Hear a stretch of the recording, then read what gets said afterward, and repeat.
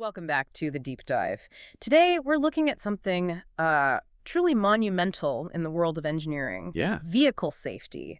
And specifically, we're going to dive into the history of crash testing and, well, why the systems designed to protect all of us have, for decades, fundamentally failed about half the driving population. It's a really critical conversation to have. So our mission today, it's pretty straightforward. First, we need to understand how, for 50-plus years, these male-centric design protocols led to a really severe and, frankly, dangerous safety gap for women. And then we can get into the good stuff. Exactly. Then we'll get into the innovation, this revolutionary piece of tech called the THOR-05F female crash test dummy, and how it's finally forcing the entire auto industry to embrace equitable safety. And we have to start by just confronting the reality of that safety gap. I mean, this isn't just about statistics on a page. Yeah. It's about a systemic bias that was literally built into the products we use every day. When we look at the crash data, I mean, the numbers are alarming and they just demand change. Okay, so let's hear them.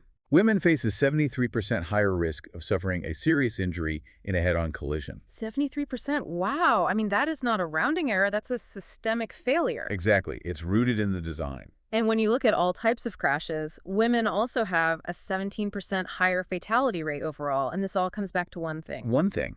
For more than half a century, the blueprint for car safety was based almost exclusively on data from male test models. Models from the 1970s. From the 1970s, we're talking about a design philosophy that, until very recently, treated the average male body as the human standard. So let's unpack that, what you call the legacy problem. Yeah, the legacy problem. Yeah. For decades, the entire industry relied on something called the hybrid 5th percentile female dummy. Okay. But calling it a female model is really misleading. It was basically a geometric scaling exercise. What do you mean by that? You took the measurements of the average male dummy, the hybrid 3, and you just shrunk them down. Yeah. The fundamental mistake was this assumption that female anatomy is just a smaller, less dense version of male anatomy. Which is incredibly reductive. Yeah. And obviously it led to these massive life-threatening flaws in safety design. Absolutely. So if we drill down on the actual anatomy, what specific differences did that shrinking machine approach fail to capture? What led to that 73% higher injury risk? Oh, the list is long. But the main concerns are all about geometry and soft tissue. First, the female pelvis is structured differently. Okay. And that has a huge impact on how a seatbelt interacts with the body. During a crash, a female occupant is much more likely to submarine. Submarine. That's where the body slides under the lap belt. And that leads to devastating abdominal, internal, and spinal injuries. And the old dummy just didn't pick that up. It couldn't. Furthermore, the scaled-down dummy completely ignored differences in muscle distribution, bone density, especially in the chest and the rib cage. Women generally have less chest muscle mass, so the force from an airbag or a seatbelt hits the rib cage much, much harder. That leads to a higher risk of rib fractures, thoracic injuries. And these were injury mechanisms the old Hybrid 3 just wasn't modeling. Not accurately, no. And beyond just the structural inaccuracy, there were operational failures too. It's important to remember that this Hybrid 3 5th percentile dummy, it only represented the smallest 5% of women. Right. Not the average woman at all. Not at all.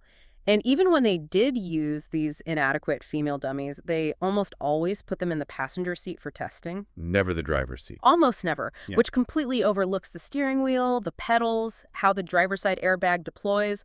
The whole system was being optimized for a completely different body. And if you just look at who's driving today, this gap becomes completely unacceptable. Women now make up the majority of licensed drivers in the U.S. Yet for 50 years, the safety protocols didn't reflect the reality of who was actually behind the wheel. The standard was set for a demographic that just isn't representative anymore. Okay, so we have this clear, decades-old problem that needs not just an update, but a total paradigm shift. It's a total shift. And that brings us to the innovation at the heart of this story. The THOR-05F. This is the game changer. It really is a marvel of inclusive engineering. It was developed by Humanetics Engineering up in Michigan. So walk us through the breakthrough. I know the key is in the name. It's designed using true female anthropometry. Right. And that's the whole point. The mandate for the design was to stop scaling and start measuring. So real data. Real comprehensive female body structure data.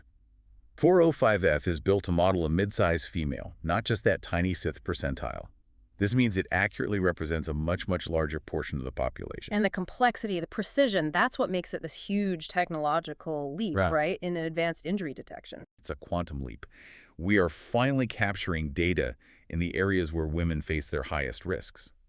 If the old system was using a blunt instrument, THOR-05F is like a surgical tool. Let's talk specifics on that precision because the Yeah. sensor difference is just, it's staggering. It is. We went from the old female dummies having, what, 63 sensor channels? 63, yep. To the THOR-05F having over 150 advanced sensors and 174 sensor channels. I mean, that's nearly a 300% increase. What kind of data does that give you? That massive increase lets engineers move way beyond just simple linear force. For instance, THOR-05F has these sophisticated load cells just for measuring lower leg shear force. And that's important because... Because we know women face an 80% higher risk of lower extremity injuries compared to men. 80%. So now we can isolate those specific vulnerabilities. We can actually measure soft tissue impacts that cause severe internal injuries, things the older, more rigid models just missed. So we're not just seeing that a crash happened. We're seeing exactly where and how the injury occurs. Precise. That level of detail seems indispensable for fixing those deep-seated problems with airbags and seatbelts. And I remember reading about one critical addition, how THOR-05F measures rotational forces. Talk to us about the IMUs, the inertial measurement units. The IMUs are critical. They're embedded in the head, the chest, the pelvis, and the feet. Think of them as these incredibly high-precision gyroscopes and accelerometers. Okay. The old dummies mostly measured linear force, so how fast the body moves straight forward or backward. But in a real crash, injuries like whiplash and concussions, they're caused by rapid angular or rotational head movement. It's a twisting motion. That twisting, violent motion. Yeah. The integrated IMUs allow THOR-05F to track that complex rotational movement, measuring the exact forces that cause traumatic brain injuries. This is data that before was basically just guesswork. So now engineers can actually calibrate headrests and restraint systems to mitigate those specific forces. Yeah, they can. It's just astounding that we are only now getting this level of biofidelity in testing. It is. And this shift wasn't just driven by technology, it was also driven by decades of advocacy and political action. It's so important to remember this has been a milestone 4.5 decades in the making. A very long road. So walk us through that timeline. From the 1970s, when the problem was first identified, to the point where policy finally caught up. I mean, what was the resistance for all those years? Well, the struggle was long Yeah. and often very frustrating. Throughout the 70s, 80s, 90s, you had safety researchers and women's health advocates constantly presenting the data. Showing the dummies weren't good enough. Exactly. The resistance was really twofold: cost and standardization. Mm. Automakers, they resisted the high cost of switching all their testing protocols and equipment. And the regulators. Regulators struggled to adopt a new standard because the science, the definition of an average female, was still evolving. It took a long time to coalesce. So when did the tide start to turn? It wasn't really until the mid-2010s that the political will began to form around the overwhelming injury stats. It became a powerful bipartisan issue. And that legislative push in 2023 and 2024, championed by senators like Deb Fischer and Cammie Duckworth, that was absolutely crucial. They forced the conversation in Washington about mandating these tougher federal requirements. And that all led to the pivotal year, 2025. What was the final regulatory move by NHTSA, the National Highway Traffic Safety Administration, that made it official? In 2025, NHTSA finally approved the THOR-05F for use in federal safety testing. This was led by Transportation Secretary Sean Duffy, and it was the official recognition that the old hybrid through standard was obsolete. And inequitable. The federal government was finally ready to enforce a higher, more inclusive standard. Okay, so we have the tech, we have the mandate. What does this actually mean for automakers and for you listening when you go to buy a new car? When does this go into effect? The new requirements are slated to start rolling out between 2027 and 2028. And this isn't a suggestion. It's a mandatory protocol. The dual testing approach. That's right. The dual testing approach is the enforcement mechanism. It means car makers are now required to test all new vehicles with both the standard male dummy and the anatomically accurate THOR-05F. And in multiple scenarios. In multiple impact scenarios, front, side, offset. They can no longer just optimize a car for one single body type. So this immediately impacts the core safety features. Immediately. Airbag systems have to be completely recalibrated. The timing, the force, it all has to be optimized for female occupants now to prevent those excessive force injuries we talked about earlier. And the seatbelt design too, I assume, to prevent that submarining issue. Absolutely. The new data lets engineers precisely design the belt geometry, the tension standards. So it's not just about force. No, it's about making sure the belt engages correctly across the pelvis and sternum, distributing crash forces safely. It's about optimizing the entire system, anchor points, pretensioners, everything. And even the fundamental structure of the car. Even the crumple zones. The areas designed to absorb energy now have to be engineered to protect occupants of varying sizes equally well. It's a complete top-to-bottom reevaluation of how safety is engineered. You know, I find the balance that humanetics struck here fascinating between the scientific rigor and just the practicality of it all.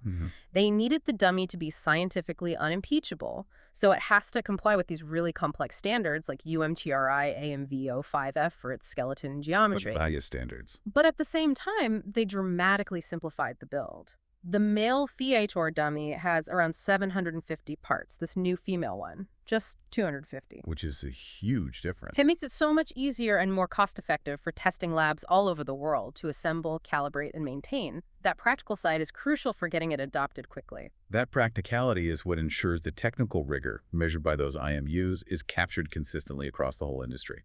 We're finally moving away from generalized data toward actionable, location-specific data. Which is the only way to get to inclusive safety. The only way. And ultimately, this shift from a scaled-down model to a biofidelic, data-rich one, it's about the human impact. It is. When you look past the sensors and the regulations, what is the projected benefit here? What does this mean for people on the road? The projections are just. They're life-affirming.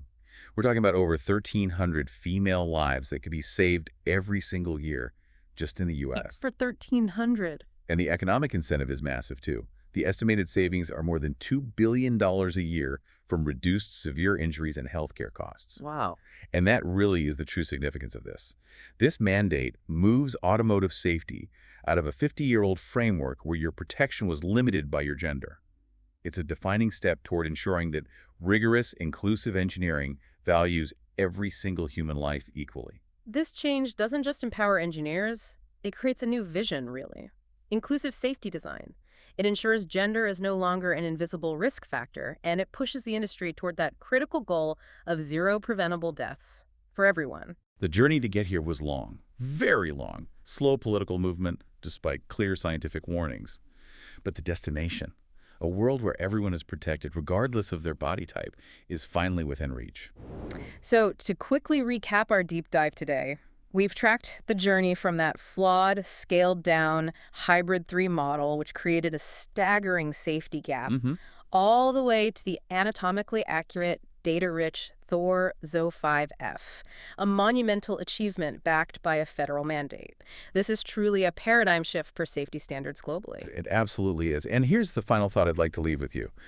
The regulatory win with THOR-05F, it sets a really powerful precedent. How so? Well, think about it. If product design in a field as high stakes as the auto industry could rely on a 50-year-old narrow average male model for so long, what other areas might still be doing that? That's a great question. What other areas of consumer protection, product design, even medical diagnostics might still be relying on similarly outdated or non-inclusive assumptions about the human body?